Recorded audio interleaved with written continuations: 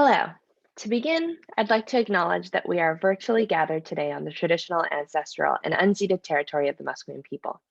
I'm finding these kinds of online events and the lack of physical presence in our virtual meetings makes the importance of place all the more palpable. So I'd like to express my sincere gratitude to the historic and contemporary caretakers of the land on which we learn, work, and teach at the University of British Columbia in Vancouver.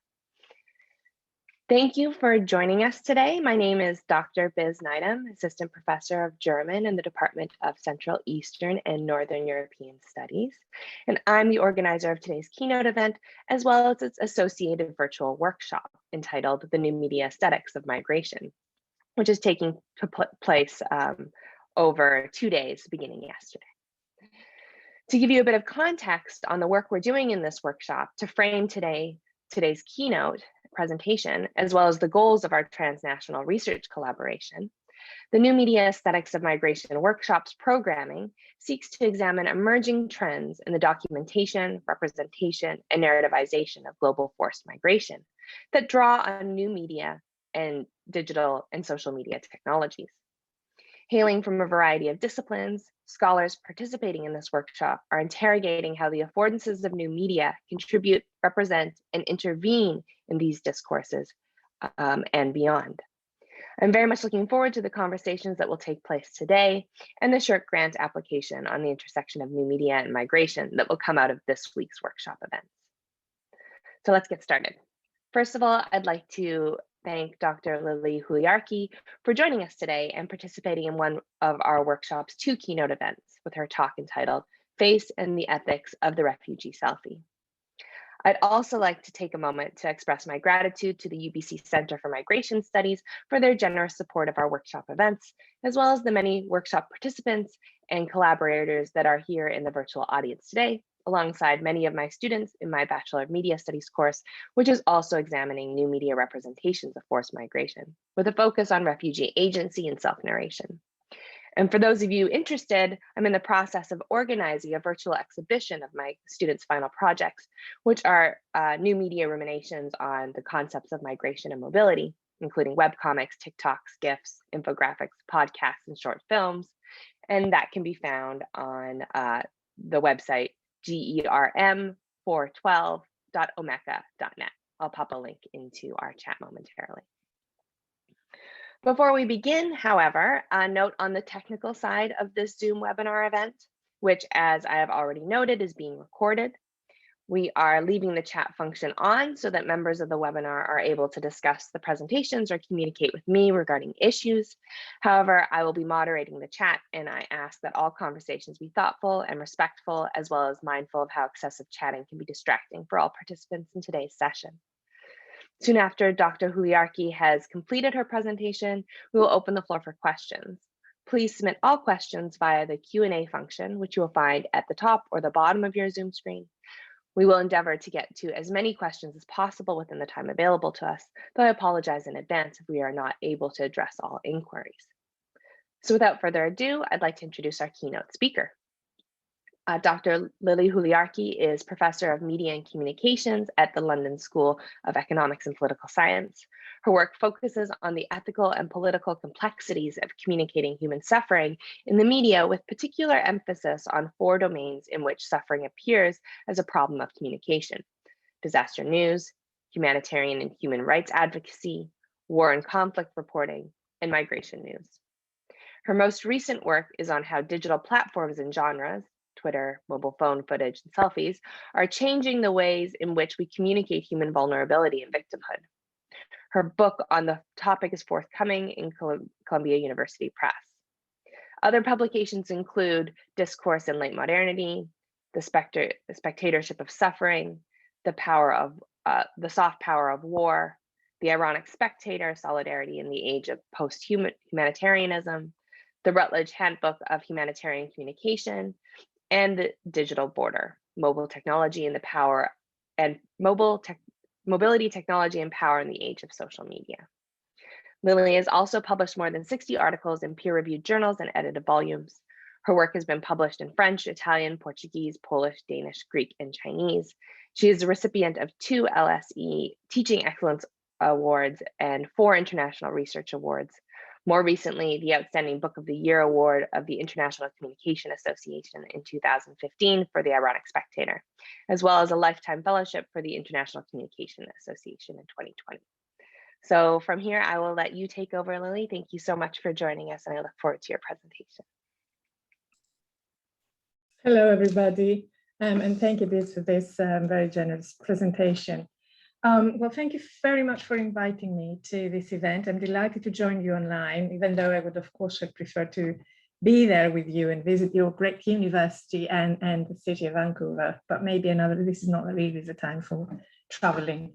So today I will be taking my lead on research on migration that Miria, who you met yesterday, and I led at LSE, and which forms part of what will appear later in the year as the book, The Digital Border, from New York University Press. To be honest with you, I must say that this particular analysis I present today is not narratively part of the book. It did not fit the overall story we wanted to create, but it is published as a standalone article in Popular Communication. And I have to say, it is one of my absolutely favorite pieces of research that I have ever done. It also speaks directly to the question of aesthetics that is central to your workshop. And I thought, I'd share it with you and hear your thoughts. So let me start straight away. By saying that in August 2015, a BBC news story appeared about an Instagram advertising campaign, this one. The campaign was based on migrant selfies, which appeared to be real, but they were in fact fake. These selfies, the news story has it, were taken by an actor who posed as a migrant, and they were supposed to document his dangerous journey to Europe, to show the risks of his journey and to celebrate the triumph of his endurance. The BBC story featured illustrations of these fake selfies. It mentioned the thousands of followers the account had garnered. It also pointed to signs of fakeness in the campaign and reflected on the difficulty of telling apart authentic from fake migrant selfies. What is indeed significant about this story is that it ended up being the only selfie-related story where the face of a migrant appears in full frontal view. And my question is, why is that? The coverage of the 2015 migrant crisis by European media was intensive and extensive. And we also know that mobile phones were an indispensable tool to their journey. So in the times of citizen journalism, at the peak of the crisis in 2015, why did we not see more of migrants' faces as they themselves photographed them? Why did we not see more of their selfies? This question may seem marginal or unimportant, but I would like to claim that it offers an oblique way to approach not only questions of migration in Western media and the way in which they constructed what we call, always in quotation mark, crisis, in terms of who or what we are allowed to see and how, but also the question of why migrants' faces do not appear in our news helps us think about the selfie itself. What is the selfie as an aesthetic genre? And why, in circumstances such as these, can the selfie become such a challenge to our spaces of publicity? So these are really the questions that I explore in this lecture.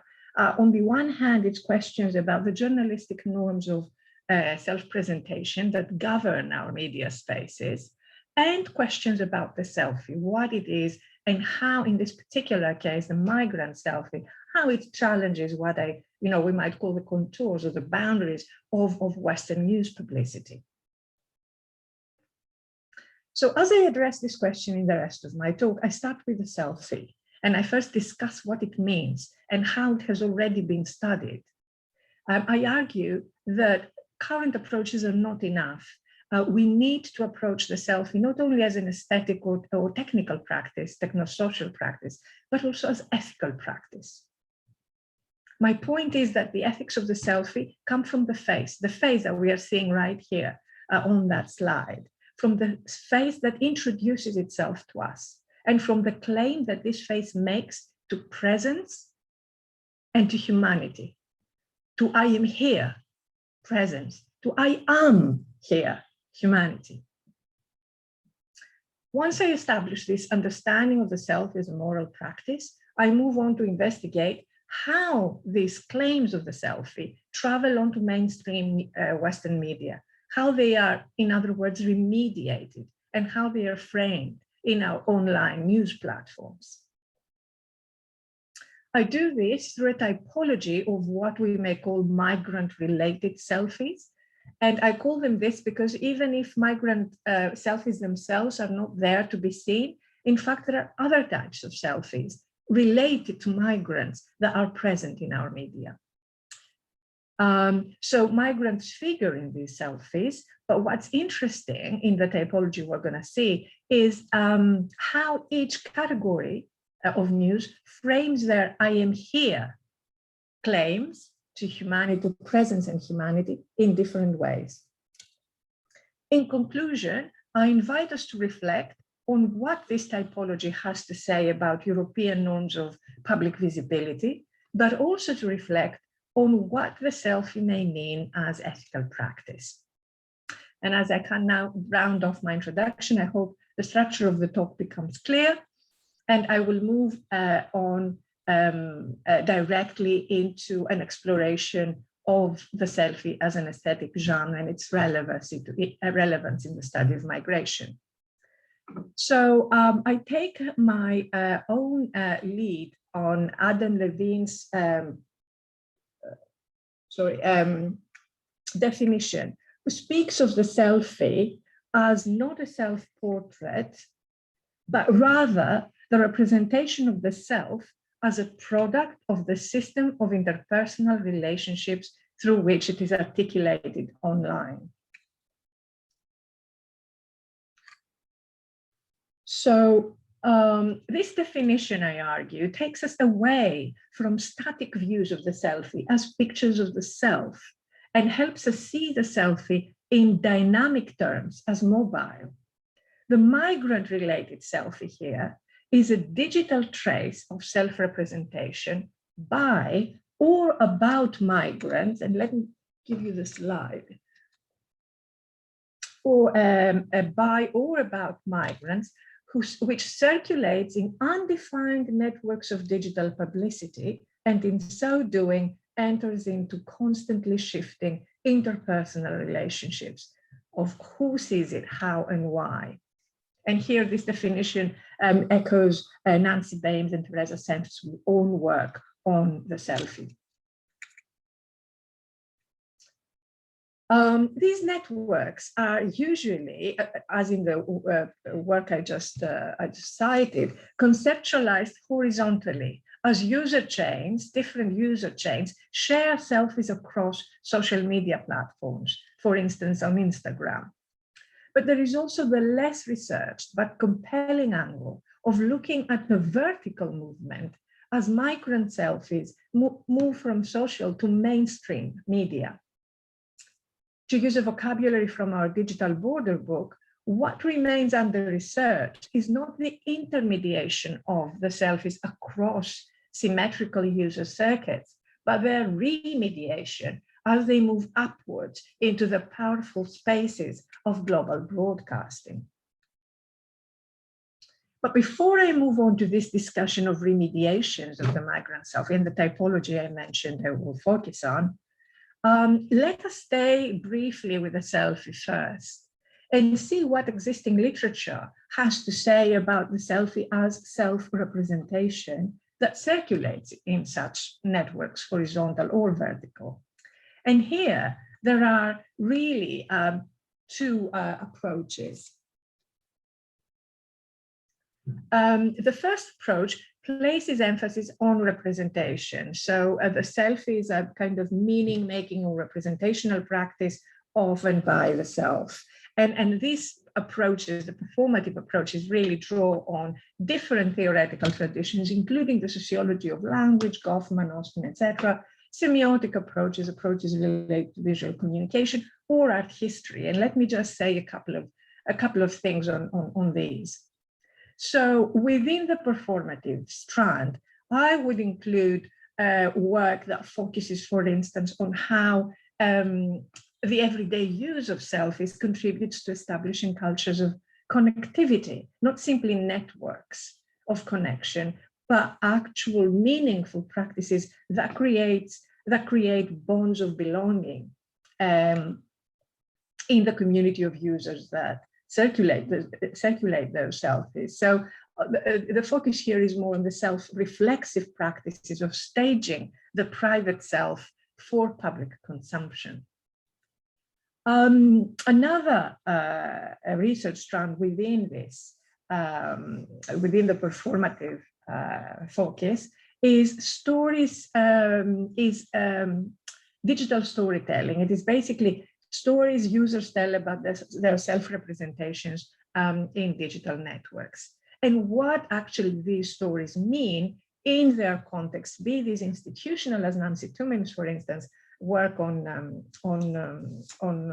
the British Broadcasting Corporation, the BBC, or different digital museums in the UK, or in the context of the family, as Jean Burgess's work has shown. And a third strand that's not to do with digital storytelling and actually has a completely different history is the selfie as a development of the self-portrait, where the study of the selfie becomes part of the long historical trajectories of public self-presentation in art history. So if these are the kind of performative approaches to the selfie, the second approach I would like to focus on here, use the selfie less as an aesthetic accomplishment and more as a technosocial process. It is here not the selfie as meaning-making that matters, it is the selfie as a technological gesture. The selfie is here a material trace that acquires its significance, not because it has a semiotic potential, but because of its position in a network. Here there are studies of the political economy of the selfie, for instance. That is how the selfie participates in and consolidates networks of neoliberal consumption. And here Jodie Dean's communicative capitalism thesis says that as the selfie becomes more and more accessible and transportable in digital networks, it makes no longer sense to speak of its exhibition value, so to speak. The selfie, as she argues, only has and trades on its circulation value. Selfies, in other words, are not there to be contemplated at, not aesthetic accomplishments, as I said, only to be endlessly circulated in networks of consumption. And I'll come back to this point as we speak about migrant selfies later. There are also studies on selfies as non-human agents. These studies, this strand of research focuses on how software codes and platform affordances regulate digital self-representation and what effects that has on the use of selfies. There is, for instance, an algorithmic dimension to how selfies are presented in specific platforms, and this dimension shapes what Duguay calls the selfie's conversational capacity. And what I say today works in parallel to and is complementary, actually, to this approach. So these are all fascinating strands with valuable insights on the aesthetic and techno-social aspects of the selfie. There's no doubt about that. But how can they help us address the question I posed earlier about migrant selfies and their circulation in Western media? How can we approach our question and specifically the challenge that this migrant selfie poses on those media as a moral question, specifically? We can do this, I argue, by synthesizing the two approaches. In other words, by looking at the selfie both as meaning-making and as networked trace, both as human connectedness and as networked connectivity, to use Joseph Van Dijk's words. So in terms of our analysis, what this means is that we look at the selfie as a static performance of the self and as a trace that circulates across networks, following particular platform logics.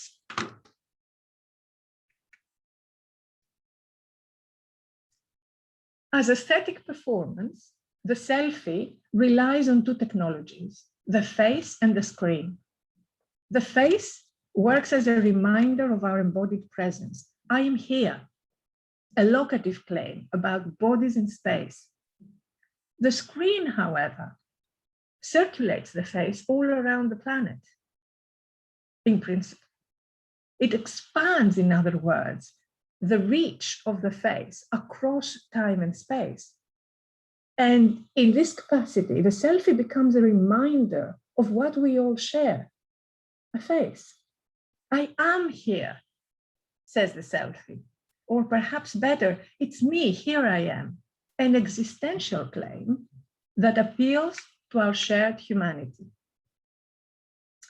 It is this here I am claim that it presents us with the body and its universal humanity that, my argument has it, endows the selfie with moral quality. The selfie can be thought of in terms of what philosopher Manuel Levinas says about the face-to-face. It is an address to humanity at large. Migrant selfies in particular are prototypical cases of moral address. Mediterranean selfies of migrants at the Mediterranean shores after a risky and often lethal sea crossing capture both agency and powerlessness. They bring us face to face with humanity at its most vulnerable. So if this is what we can say about the selfie as aesthetic performance, the selfie as technological trace asks the question of how these faces and their claims to presence and humanity travel and what they become as selfies circulate in digital networks.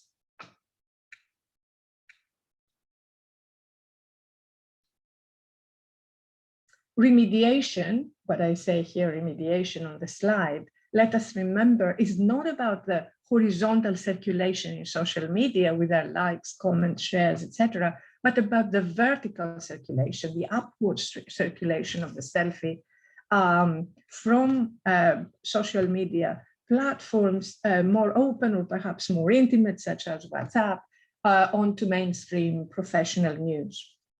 And of course, from there to other mass networks of global publics. A key point to make here is that the selfie that circulates across news platforms, that is remediated and circulates across news platforms, cannot simply have circulation value, a trace that is interchangeable to all others, as Jody Dean has it. By virtue of the fact that the selfie within the media industry, within the news industry, enters the narrative economy of the news, it means that the selfie now becomes part of journalistic storytelling. So it's not only circulation value, it also has a narrative value. And at the same time, by virtue of the fact that the news participates in a commercial platform for circulation, the selfie also enters the news economy of attention. It becomes part of a story that competes with other platform content to grab eyeballs. I hate this expression, but that's why it's used. By virtue of these two, then, what I here call the economy of attention and the narrative economy of the news, the selfie inevitably regains some of its contemplative value. It must recover what Duguay refers to as its conversational capacity. It becomes a news product to be clicked upon and read. The migrant selfie, in other words, becomes again an object to be gazed at and responded to by a Western body politic, the news audience, or the news users. And how this happens, what story the selfie becomes a part of, and what happens to its claims to I am here and I am here is a key part of exploring the migrant-related selfie as a moral practice. So let me dedicate the kind of second and final part of my talk in exploring this typology of migrant selfies in Western news. I started, as with our LSE study, with UK news, but then expanded to Anglo-American news more broadly. And I also included news items from across the political spectrum. So here is the typology we're going to be, I'm going to be discussing and hopefully then exploring further in conversation.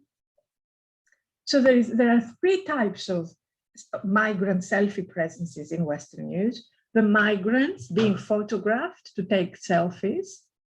The migrant selfies where the migrant appears with leader figures of our own kind of Western communities of, well, you're going to see it's Angela Merkel and the Pope. And then a third category where celebrities take selfies as if they were migrants. So you can see here clearly why I call these migrant-related selfies. Clearly, the face of the migrant is crucial in generating some kind of news attention. So the media want to kind of promote that, but how they do it and how the face figures in those remediations is I think the key question about the morality of our media today. So let me start with the first category, which is migrant selfie taking pictures. We can see here a couple of examples of how these have been figuring.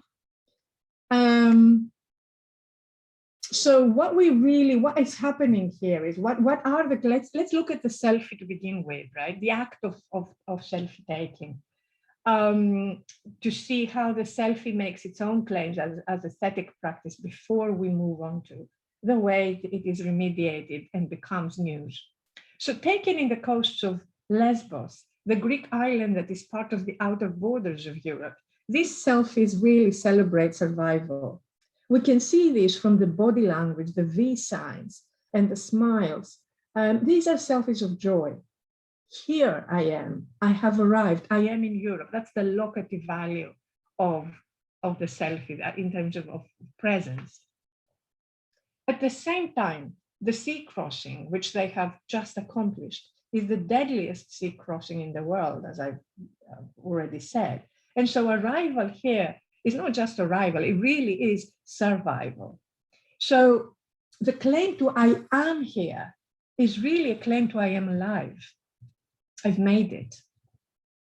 And it is indeed true that is the first thing that many migrants do once they have successfully navigated the watery passage between Turkey and Greece, is to pull out a smartphone and send loved ones a message that they made it. But how are these selfies remediated then and become part of the narrative economy of the news and also its attention economy? Well, these claims and their emotions are not really the focus of our news, is it? After all, it is not their selfies as such that we see, it is images of them taking selfies. And to these images of the act of selfie taking, there are really two responses. One is accusatory. So the Express, for instance, accused them of being inauthentic, of committing some kind of fraud. And this is actually a position that was widely circulated, also in terms of an alt-right favorite meme that kind of populated social media. But they are also kind of evaluated and judged in the more, let's call them educative remediations of more liberal media, which seek to show those selfies in order to raise awareness about them. For even though those stories seek to humanize migrants, such as the Times story, for instance, and others in The Guardian and elsewhere, by explaining their predicament, what they actually do at the same time is that they estrange selfie taking by migrants, presupposing that this kind of digital activity can only be associated with people like us, not them. Even if they do it to inspire empathetic understanding, in other words, there is a sense of Orientalism that undermines the migrants' humanity as these stories seek to assert it. And in both cases then, here I am, the presence claim, as I said, is an occasion for our evaluation, not celebration. And what about the humanity of those migrants? What about the here I am claim? Well, in not showing the selfie itself and wrapping their selfie-taking, migrant selfie-taking in xenophobic and quasi-Orientalist narratives, the migrants' claim to humanity is either fully denied or not fully acknowledged as such. So I would say that in both cases, we have an othering of migrant humanity in this category of selfies. If we move on to the second category that I wanted to comment on, migrant selfies with leader figures, we have a different configuration of the face. The claims to presence here, the selfies claims to presence, is really a claim to co-presence. I stand by you. Here I am standing by you, and therefore I support you. So presence as co-presence stands for solidarity. And who is the subject, the active subject of solidarity? Who has come to express solidarity and therefore appears as an actor of benevolence? It's our own public figures, it's our own leaders. So here I am refers here not only to a locative, but also to a moral positioning of the public figure that appears in those selfies. They possess civic virtue and emotional depth. So we can say that, you know, this is an exercise also, perhaps not a strategic exercise, but definitely an exercise in moral branding. When it comes to the claim to humanity, to here I am, however, it is the migrant we can claim who benefits from co-presence. Here I am is a claim to recognition that is bestowed upon the migrant, powerless and anonymous, from our leaders, powerful and famous. The migrant can claim through that selfie that she or he is one of us. It is a case not of moral, but of what Foucault calls human branding. And we can say that in this type of selfie, there is mutual benefit here in the connection between the two figures that are represented. But what happens in their remediation? What happens when these become pieces of news as we see them here? Well, I think the main thing we can say is that benefit, that mutual benefit of solidarity and recognition now becomes one-sided, because in the narrative and attention economy of the news, it is now, of course, our public figures that dominate the stories. And you can read perhaps here how these stories have been framed. This prominence may, of course, be explained in terms of the traditional standards of newsworthiness and, of course, the platform logic that capitalize on what's already known and might sell. But the cost of this choice is that the news push the migrant out of the picture.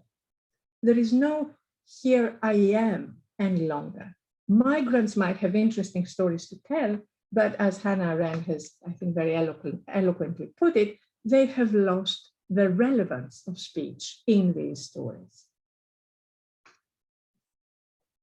And here is a summary of what I told you about the moral branding. Here I am, the locative claim, the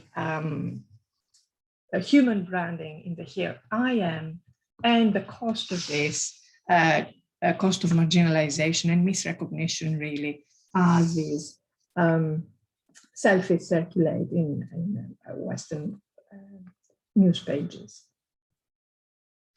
And let us move to the final category. This is celebrity as migrant taking selfies. This is one from a particular fashion campaign that eventually had to be withdrawn for obvious reasons.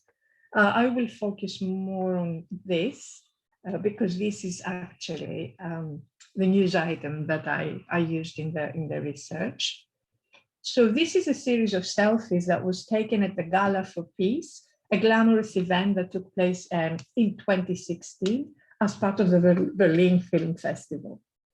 It was organized at the Berlin Concert House by Ai Weiwei, who was responsible for a series of aesthetic interventions that referred to the migration crisis, such as, for instance, covering the building facade with lifesavers to kind of draw attention to the cause. So the locative claim of the selfie, the here I am, the claim to presence, is achieved through role play.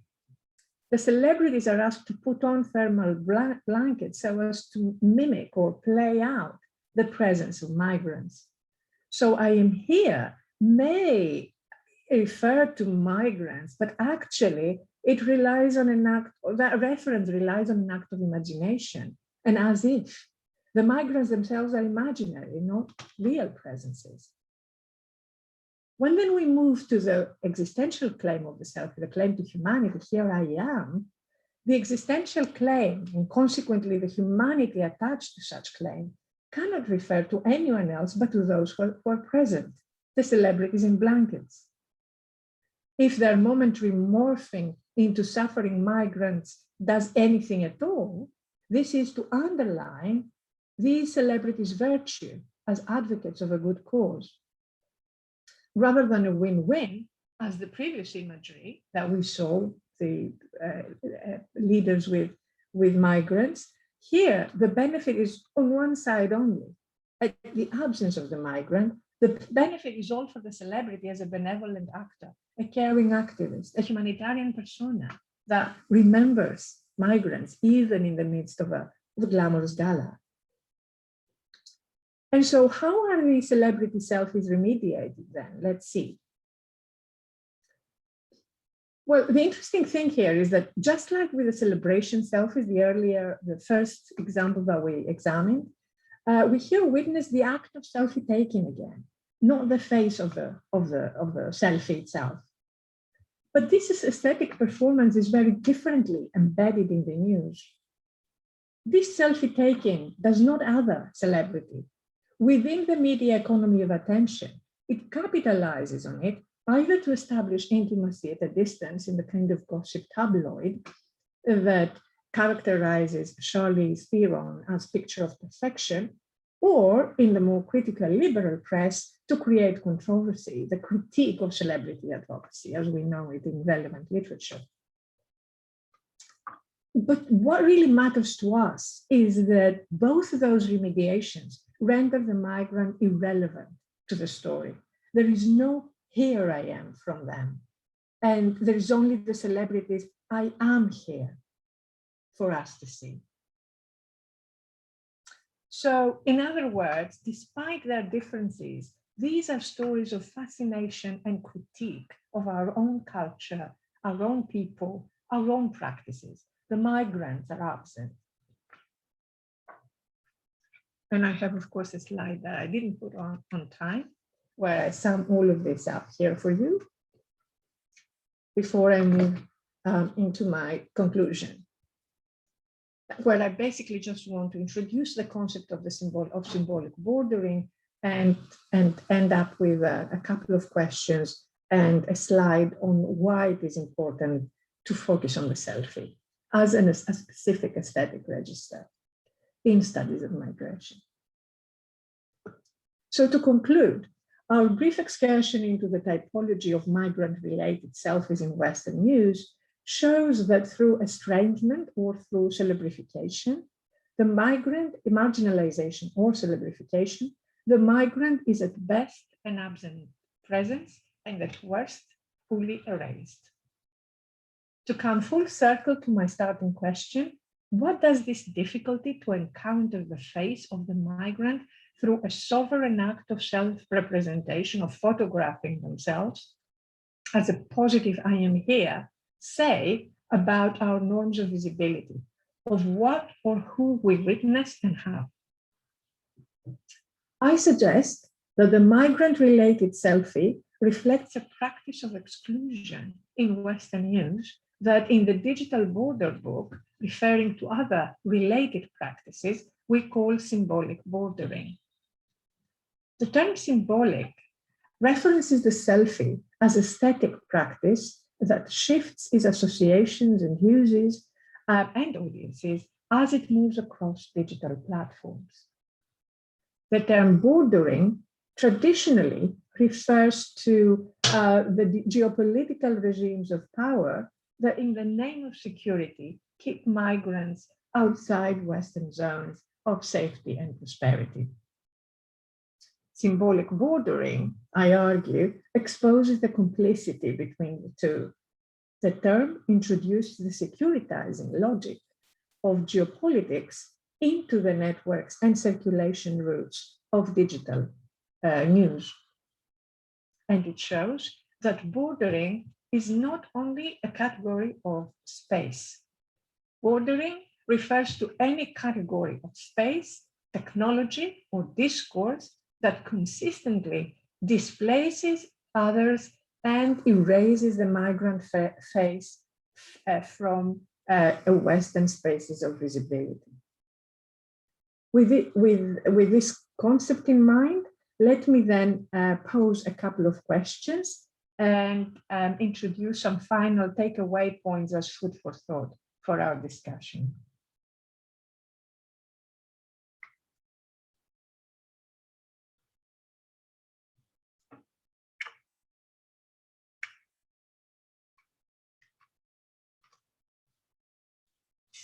Is it then the confrontation with a humanity that we do not recognize as our own that makes Western news so reluctant to publicize migrant selfies? Is it the moral address of another humanity that our media are so averse to? And what does this conclusion tell us about the selfie itself and how we study it? And here is my final selfie, or at least the final, my final slide, or at least the slide that I will speak to, because I have another one at the end that I will just leave with you.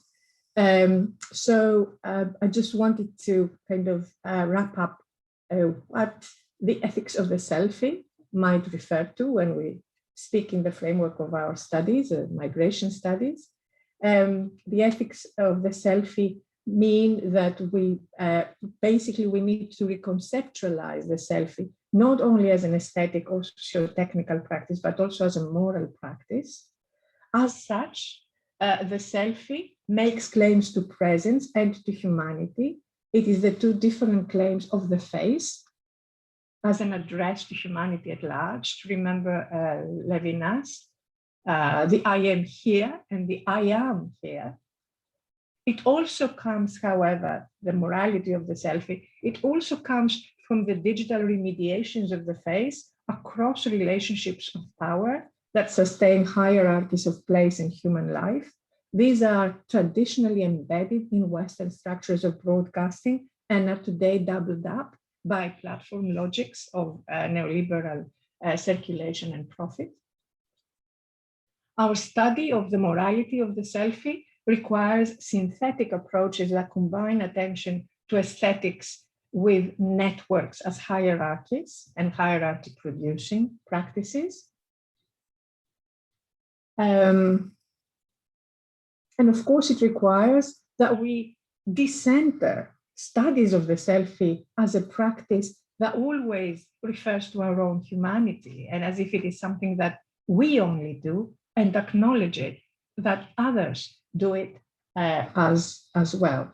Acknowledge also that the practice may speak of their humanity as much as it speaks already volumes about us and the boundaries of our own public imagination and our own moral horizons. Thank you very much. And here is a practice that might actually push those horizons a bit further. This is a fantastic artistic practice that I have come across, which is based on selfies taken by children and adults, refugees in camps, where they not only take selfies, but also tell their own stories about themselves. And I can tell you, this is a completely different understanding of what a selfie is. Well, thank you so much. That was such a rich presentation that I hope elicits some conversation here right now, as well as after in our workshop events. And I think this first image this image you're presenting with us at the conclusion of your talk speaks to the question that I have that I want to get started with before we turn to the Q&A from our audience.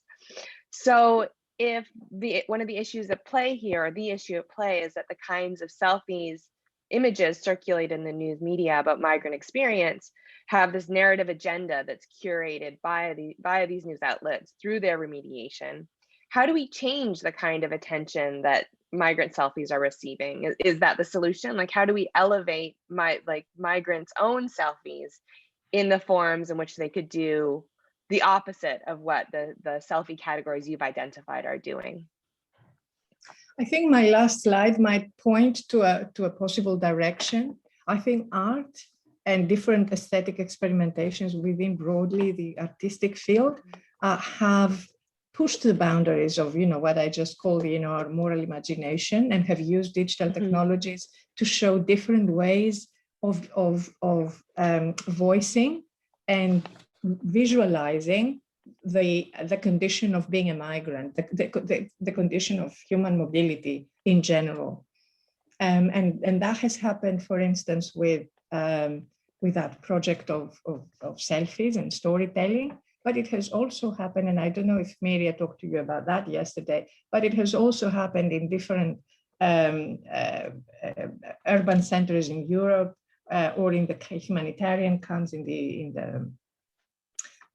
the edges of Europe, where the fact that migrants possess that digital technology makes it, and have the digital skills to use it, makes it even easier to engage them with platforms with a broader reach, where they can tell their story and represent themselves and their families in the way that they choose to do so. How that might make they move on to new storytelling. I think the beginning of this is to point to that gap and to point to that moral deficiency of our current models of journalistic storytelling, and try and push those boundaries as much as we can. Perhaps, strictly speaking, news reporting is difficult to do that because of the very narrow and ethnocentric definitions of news reporting. But there are other genres within, broadly defined as journalistic, where I think migrant voice and face have a central can have a central role, and they can have a lot to add to. There is a Pulitzer Prize-winning piece, Enrique's Journey, that involves, of course, the storytelling of the journalist, but it is really a story that enables migrant voices to come forth and speak in their own words about their difficulties. And I think that's another way in which we can start thinking more broadly about the moral boundaries of journalism.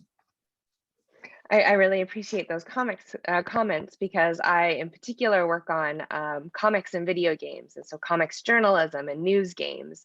And while it doesn't quite map on exactly to the kind of artistic innovations that you're identifying here, it does have a different politics of the face that draws upon migrant selfie culture in a different way than the news media does. So I really appreciate those comments.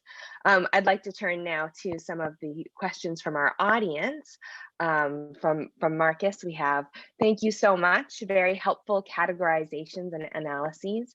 I'm curious about your concept of humanity, i.e. when defining the existential mode of the selfie. I understand the sharing screen aspect, but where does the aspect of humanity come in the sense that, quote, I am human and I therefore exist, end quote? Isn't creating an image of oneself for circulation purposes a visual narrative that communicates a virtual aesthetic presence rather than documenting existence, hence the fake selfies? In other words, can there be anything other than fake selfies? Hence, it would be the existence or authenticity that is documented, rather a staged image in the gaze of the anticipated viewer.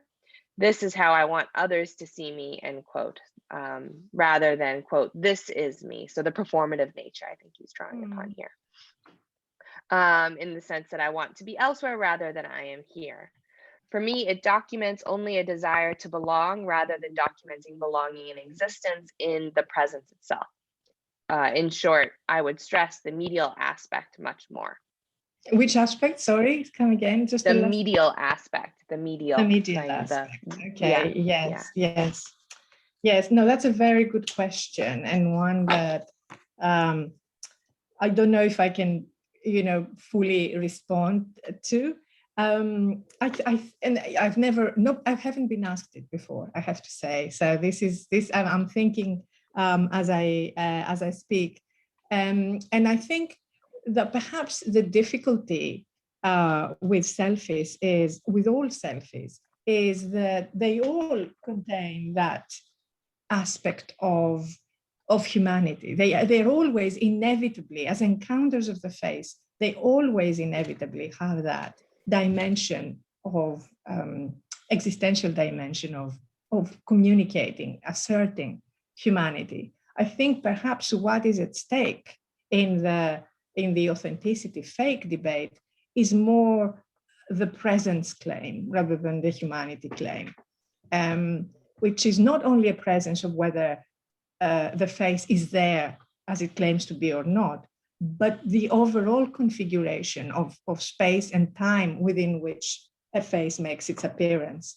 So where is it? What is it trying to say? What practice is it engaged in? All of this, I would say, are part of the locative, the presence dimension. And there is where the game of authenticity is played. But the humanity of it is a fundamental dimension of the selfie that inevitably is always there, simply because any face makes Levinas's kind of existential statement of I am here. And as a face, I connect to all the other faces around the world. And this is a reminder of what humanity is. So I think, philosophically, if you connect it to the philosophy of the face, then I think the only answer I can give you is that the selfie is fundamentally a humanizing technical practice that, however, is involved in games of truth and the question of fakeness and authenticity, precisely because the locative dimension is a dimension where politics is played out. I might be wrong in that, but that's my kind of, spontaneous response to the question. I'll think more about it. I think it's a great question. Thank you. Our next question comes from Rupika Razam. Thanks for this talk. I'm a great admirer of your work. Can you please speak to the methodological approach you take to studying how migrant-related selfies are represented in the mainstream media? Well, the methodological approach is really the approach speaking about this is about speaking for the kind of work we did at LSE with a big kind of team of researchers, particularly master's and PhD students who committed themselves to the project together with us. We collected a large number of news stories, about 1,200 that we eventually analyzed for content and in terms of its narrative representation and visual representation. At some point during that process, I kind of, the idea of the selfie kind of caught my attention. So some of those belonged to the pool of data that we had already collected. However, I could see that by locking myself into the data bank that we had, which was very selectively choosing particular time slots across the duration of the crisis, I decided to kind of take my lead on this and then move on and try and see what other kind of news outlets were out there that were actually representing selfies. And so at that stage, I simply typed in self-representation, selfies, and got a number of publications that under closer scrutiny, I could see that they were just creating a pattern. They belong to a cluster. And I started then kind of categorizing those. It wasn't really very difficult because the range of generic representation of migrant selfies is really quite restricted. We don't have more than those three that I could find. And researchers in our team who eventually assisted me in saturating the sample could also confirm that even though there was intense interest in those particular stories, there wasn't really much else in terms of the actual representation of the selfies. And it was then through kind of iterative readings of those selfies that I was able to kind of establish those three paradigmatic cases and kind of theorize them in terms of the approach to the selfie I presented to you today. So I would say, yeah, I started from our own sample and then kind of searched online for other similar cases. And then eventually I kind of developed a data pool that included what was out there in terms of that topic. It wasn't too much and the categories were pretty clear. So from there, I developed this typology. Great, thank you. So our next question is about moral relativism. Is it possible for you to discuss moral relativism in relationship to your case studies and analyses?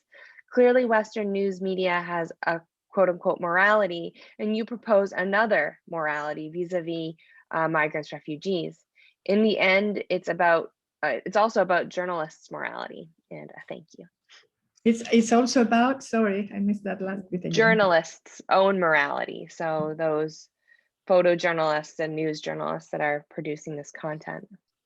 Yes, it is. And in that sense, I think what we are talking about now in terms of, the general norms that regulate the patterns of visibility in Western journalism is also something that should become part of the education of journalists at large. The journalistic training is important and incredibly urgent at this moment, partly because whereas in the past, I think we had perhaps a little bit more focus on questions of ethics in terms of the big picture of kind of grand moral issues of how to represent and what to do, for instance, with images of death or extreme suffering, images of atrocity. How do we represent those? It's not that these questions have gone away, but I think with the rise of the digital and the proliferation of big data methodologies everywhere, the focus has now really shifted on the ethics of the digital in terms of how you quantify, how you verify, how you measure, and not so much on the more fundamental questions of visibility and humanity. However, these remain crucial questions in journalistic practice. And I think part of what my work and our work at LSE on migration, but also really fantastic work on the on the media and migration in the recent crisis in Europe has shown, these questions of representation and norms remain absolutely central to what journalists do. So my more general point, I suppose, here is let's go back to those basic questions and revisit them in the context of the digital broadcasting, but do not abandon them in favor of the more perhaps topical or popular questions that are raised around artificial intelligence, virtual journalism, big data, etc., etc. There's a different set of ethical questions that need to be addressed there, but we must not forget these questions either. A broader point I'm making here in my book on flesh witnessing for Columbia University Press is the point that the new verification methods based on again AI technologies and the combination of, for instance, geolocative devices and satellite images or CCTV images or mobile phone footage, etc., is great and has indeed improved the ways in which we can verify and test the truth of particularly news from conflict zones or migration routes. However, they have sidelined, marginalized, if not completely suppressed, the more urgent, in my view, moral questions about human suffering and death. So we are more interested in debating whether certain pieces of news, are authentic or not, which, obviously is important, is at the heart of what journalism does. But isn't the moral question that some people are dying and we need to tell that story without necessarily introducing the doubt all the time into our storytelling? And we do, and that's wrong. It's more or less the same story as with the selfies of refugees. We have a different agenda and we need to zoom it in other ways. We need to calibrate our narratives in different ways if we really want to see the world in its most vulnerable state. We don't want to see it that way. And I think we miss out a lot, and that world is suffering more because of that. Well, that really speaks to some of the goals of the workshop that we're hosting this week. And so I think this is a perfect note to end this conversation on. So I want to really thank you for your valuable contribution to the work we're doing, both inside this particular virtual space and outside in other virtual spaces. So thank you so much for joining us. I really appreciate it. And I look forward to connecting with you again in the future, because I hope so. I very much hope to bring you in on some of the work that we hope to be doing as well. So thank you all to the attendees as well for your attention and presence and questions. And thank you. I will talk to you soon. Take care. Bye.